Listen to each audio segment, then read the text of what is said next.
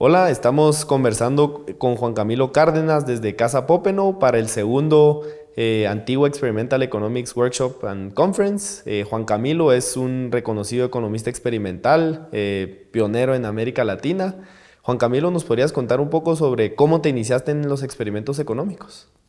Ese comienzo fue un poco extraño porque yo venía, antes de mi trabajo doctoral, de hacer mucho trabajo de campo en comunidades campesinas en Colombia. Trabajaba en la Universidad Javeriana y con un equipo de gente de estudios rurales y ambientales. Veníamos trabajando con distintas comunidades y yo traía muchos datos de campo, sobre todo cualitativos, y cuando me fui a hacer el doctorado, empecé a buscar una forma de darle estructura a esa información de campo, y por alguna buena razón del azar y de buenos profesores que tuve, terminé contactándome con Sam Bowles, y Sam Bowles me comenzó a comentar sobre esta nueva metodología de hacer experimentos en campo. Esto fue a mediados de los 90s. Estaban apenas comenzando a hacerse conocer la escuela de Vernon Smith en Arizona, cuando él tenía su escuela de verano experimentalista.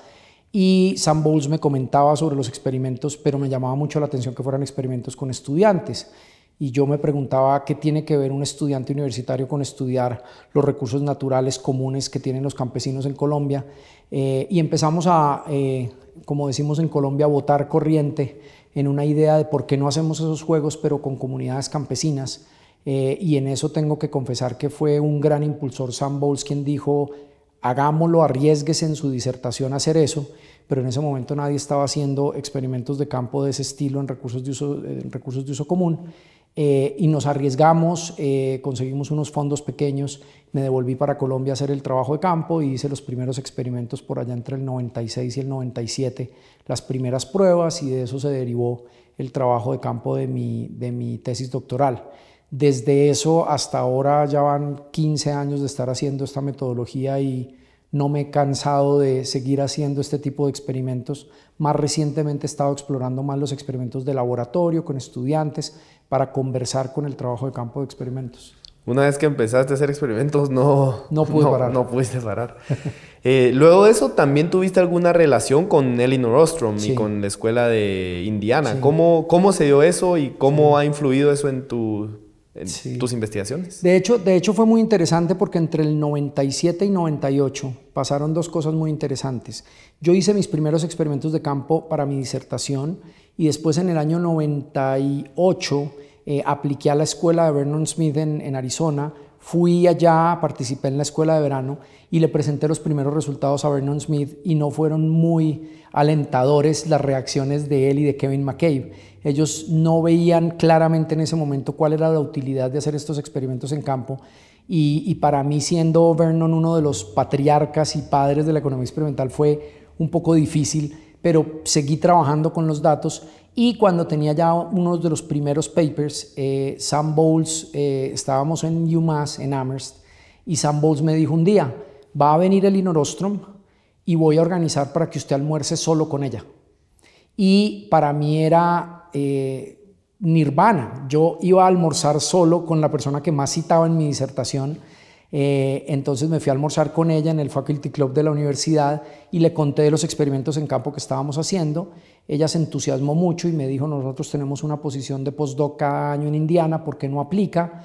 Yo apliqué con ese primer paper que tenía, y me aceptaron y me fui un año a trabajar allá, y fue un año maravilloso de trabajo con ella en el que desarrollamos mucho más la interpretación de los datos, el análisis institucional, y desde ahí la posibilidad de desarrollar un montón de agendas de investigación que todavía hoy estamos escribiendo y que desafortunadamente no pudimos seguir escribiendo juntos porque la productividad intelectual de ella seguía siendo impresionante hasta el último minuto. Lo que mencionaste muchas veces le sucede precisamente a los pioneros, que es decir, les toca abrir brecha y enfrentan obstáculos. Me imagino que algo similar te sucedió al trasladarte ya a Latinoamérica y estar basado ahí. Sí, sí, realmente cuando yo volví en la comunidad académica y especialmente de la disciplina de la economía, había muy poco conocimiento de la economía experimental. en los puros primeros años era una metodología que se veía con muy poco aliento y con muy poca reacción positiva, creo yo, para el momento, pero pues estamos hablando del año 2000, pero después fueron pasando eventos tras eventos. En el 2002 viene el premio Nobel para Kahneman y Smith, y ese fue un espaldarazo gigantesco en América Latina, porque ya pasó la categoría de los jueguitos económicos a los experimentos económicos, porque ese fue un poco el cambio del lenguaje, lo percibí así. Y después, cuando Elinor Ostrom obtiene el premio Nobel más adelante, en el 2009, creo que da un refuerzo aún más importante de en la economía complementar métodos, y ese ha sido un permanente constante en el trabajo mío, cómo complementamos métodos cualitativos y cuantitativos, métodos de campo, métodos experimentales, de laboratorio de campo, teoría, y todo esto ha ido construyendo, y tengo que más que todo agradecer que todos estos sucesos de las personas grandes sobre las que he aprendido tanto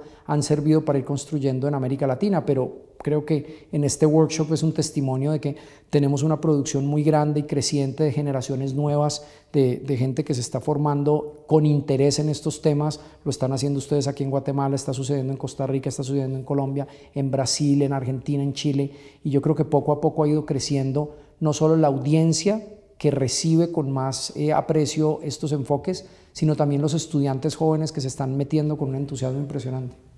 Relacionado con eso, ¿cómo has visto la evolución durante los últimos 15, 20 años, cuando me imagino que estabas empezando a hacer experimentos solo, nadando contra la corriente en Latinoamérica? ¿Cómo lo has visto hasta ahora? ¿Y cómo ves el futuro de la economía experimental en América Latina? A mí me parece que paralelo a esta transición que hemos visto, y probablemente relacionado con la transición, es el hecho de que los economistas latinoamericanos cada vez se están formando más en microeconomía.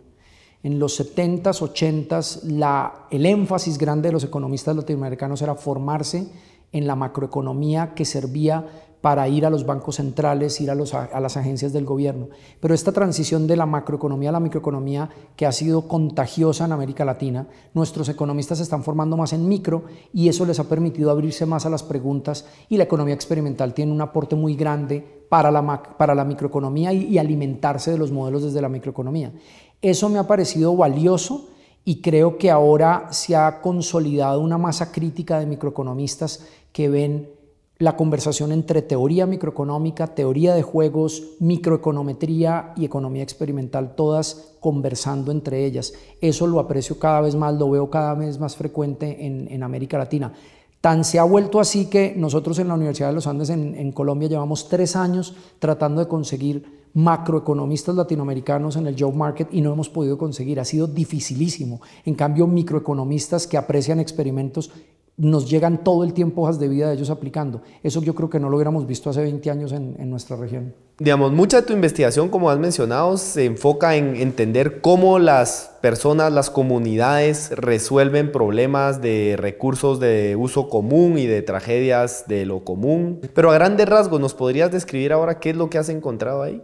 Sí, y tiene que ver con nuestra historia de América Latina. Yo creo que nuestra región, por razones históricas de la conquista y la colonia y lo que derivó en ello, nos acostumbró históricamente a que teníamos que movernos en el vaivén entre el mercado y el Estado.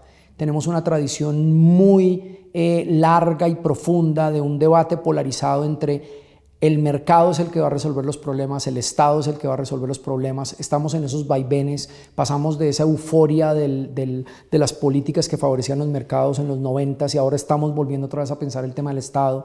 Se están dando transiciones ideológicas y políticas en la región con una diversidad muy grande, pero en toda esa transición ha sido un permanente ausente en la foto el problema del autogobierno, la solución del autogobierno, la solución desde la misma comunidad, que sí lo hemos visto mucho más por la tradición de Tocqueville y la tradición de Norteamérica y de toda una cultura que construyó poscolonia en el sistema de gobernanza en Estados Unidos, Norteamérica en general, una tradición donde la sociedad civil estaba mucho más involucrada en lo público y en lo local. Creo que en América Latina se ha sido mucho más ausente, vuelvo y repito, por razones históricas de cómo fuimos colonizados. Y ahora se abre como una buena pregunta, porque sabemos que los mercados funcionan pero tienen sus límites, sabemos que el Estado funciona pero tiene sus límites, y hasta dónde la comunidad y el autogobierno puede llenar esos vacíos que no pueden llenar por razones que conocemos ya con mucho más claridad, la solución del Estado, la solución del mercado. Y eso para mí ha sido fascinante. Y es interesante que cuando uno hace trabajo de campo o hace experimentos o trabaja en revisar la historia, se encuentra que la sociedad se ha resistido siempre a dejarle todo al mercado o al Estado. Ha encontrado formas de una u otra manera de autogobernarse, de construir normas sociales, de construir reglas de juego que sean autogobernadas para resolver estos dilemas, en este caso de lo colectivo, y en ese sentido internalizar las externalidades de los problemas de lo público. Muy relacionado con el orden policéntrico que hablaban los Ostrom. Claro, claro. Bueno, Juan Camilo, muchas gracias, ha sido un gusto conversar contigo y esperamos tenerte acá de vuelta. No, muchas gracias a ustedes, creo que tienen aquí una reunión de academia y de encuentro de visiones y de encuentro de métodos que es muy rica, y siempre le he seguido la pista a la antigua Experimental Workshop y le seguiré siguiendo la pista. Muchas gracias. Bueno, gracias.